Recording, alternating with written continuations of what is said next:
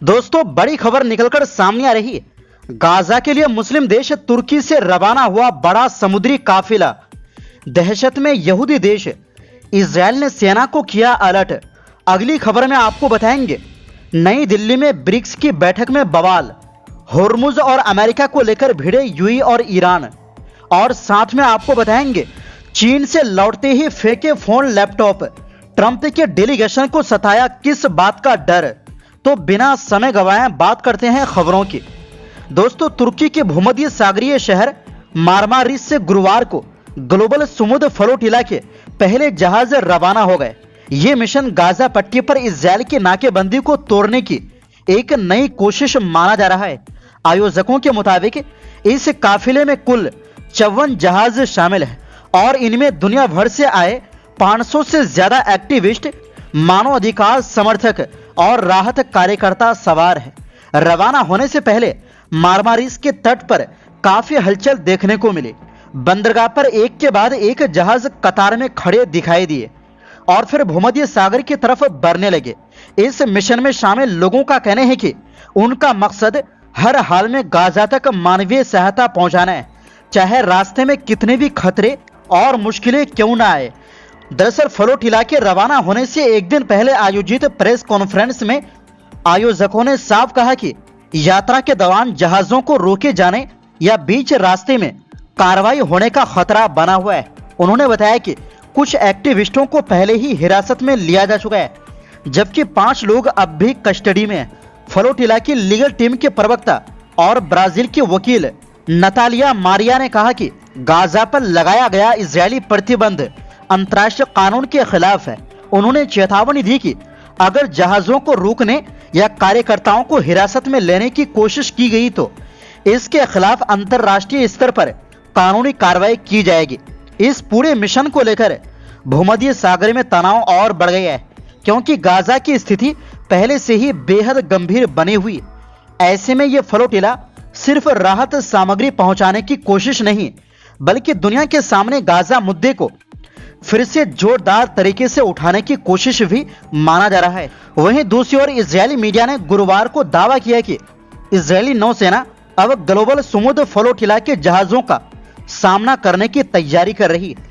Flotilla के रवाना होने के बाद इजरायली सेना के रेडियो ने अपनी रिपोर्ट में कहा कि इजरायली नौसेना आने वाले दिनों में इजरायल के तट के पास इन जहाजों का सामना करने की तैयारी कर रही है। रिपोर्ट में यह भी कहा गया कि इजरायली नौसेना को डर है कि जहाजों पर मौजूद एक्टिविस्टों की वजह से हालात हिंसक हो सकते हैं। खास तौर पर तुर्की के मानवीय सहायता संस्था IHH इंसानी रिलीफ फाउंडेशन का नाम लिया गया। बता दें कि तुर्की से ये जो काफिला रवाना हुआ है, इसमें फाउंडेशन के कई बड़े अधिकारी भी मौजूद हैं। यही वजह है कि इजरायल की टेंशन बढ़ गई है।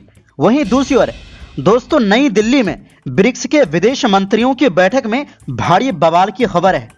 होर्मुज और जंग के दौरान हमले को लेकर ईरान और यूएई आपस में भिड़ गए, जिसके कारण ब्रिक्स के विदेश मंत्रियों की बैठक का संयुक्त बयान जारी नहीं हो पाया है। रूस के विदेश मंत्री लावरोव के मुताबिक भारत सिर्फ अध्यक्षीय यानी प्रेसिडेंशियल स्टेटमेंट बयान जारी करेगा। लावरोव के मुताबिक यूएई चाहता है कि ब्रिक्स के देश ईरान पर होर्मुज खोलने के लिए दबाव बनाए, जो उचित नहीं है। लावरोव का कहना है कि हमले की शुरुआत अमेरिका ने की थी, ये उसी का मसला है। हम इस पर ईरान से कुछ नहीं कहने वाले हैं। कूटनीति ऐसे नहीं चलती।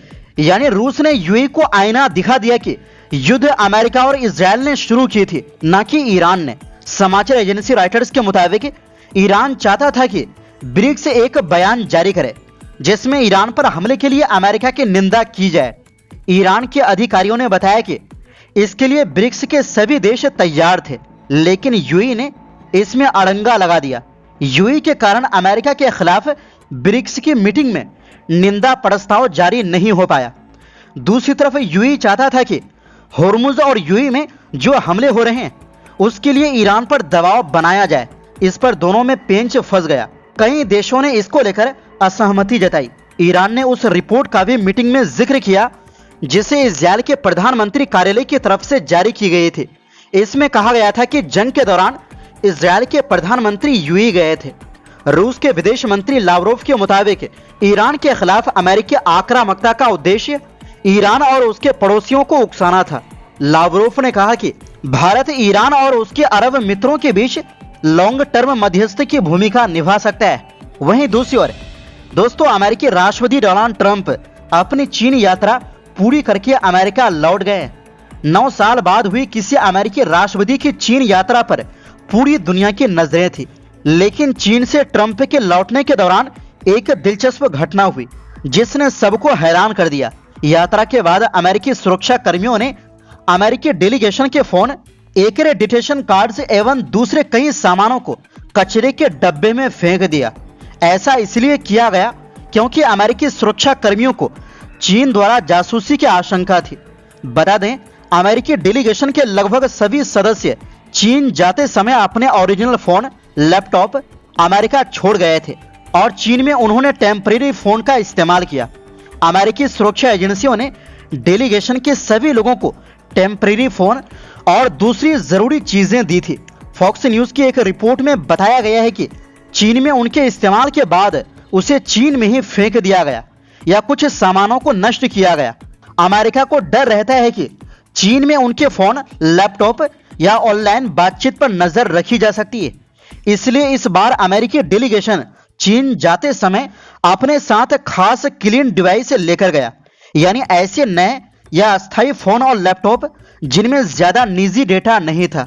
मकसद साफ था, हैकिंग और जासूसी से बचना।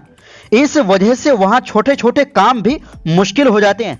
जो मैसेज आमतौर पर सेकेंडों में भेज दिए जाते हैं, उन्हें ज्यादा सुरक्षित तरीके से भेजना पड़ता है। कई बार जानकारी सीधे लोगों तक पहुंचाई जाती है ताकि कोई डेटा चोरी ना हो सके। दरअसल अमेरिकी राष्ट्रपति डोनाल्ड ट्रंप 13 से 15 मई 2026 तक चीन दौरे पर बीजिंग पहुंचे। 2017 के बाद यह उनकी पहली चीन यात्रा है। यहां उनकी मुलाकात चीनी राष्ट्रपति शी जिनपिंग से हुई, जहां व्यापार, ताइवान, ईरान युद्ध और एआई जैसे बड़े मुद्दों पर बातचीत हुई। यह दौरा पहले मार्च में होना था, लेकिन ईरान संकट की वजह से टाल दिया गया। ट्रंप के साथ एलन मस्क समेत कई बड़े अमेरिकी टेक कंपनियों के अधिकारी भी बीजिंग पहुंचे थे। वहीं दूसरी ओर दोस्तों, ग्रीक साइप्रस प्रशासन के नेता निकोस क्रिस्टोडोलाइड्स ने ग्रीक संसद में दिए भाषण के दौरान तुर्की पर तीखा हमला बोला। उन्होंने यूरोपीय यूनियन और अंतरराष्ट्रीय संस्थाओं से हस्तक्षेप की मांग करते हुए कहा कि पूर्वी भूमध्य सागर में हालात तेजी से बदल रहे हैं। अपने भाषण में उन्होंने साइप्रस मुद्दे को युद्ध के बाद के यूरोप का सबसे बड़ा अन्याय बताया और तुर्की पर क्षेत्र में तनाव बढ़ाने का आरोप लगाया। उन्होंने दावा किया कि ग्रीक साइप्रस पर दबाव लगातार बढ़ रहा है और यूरोप को इस मामले में ज्यादा सक्रिय भूमिका निभानी चाहिए।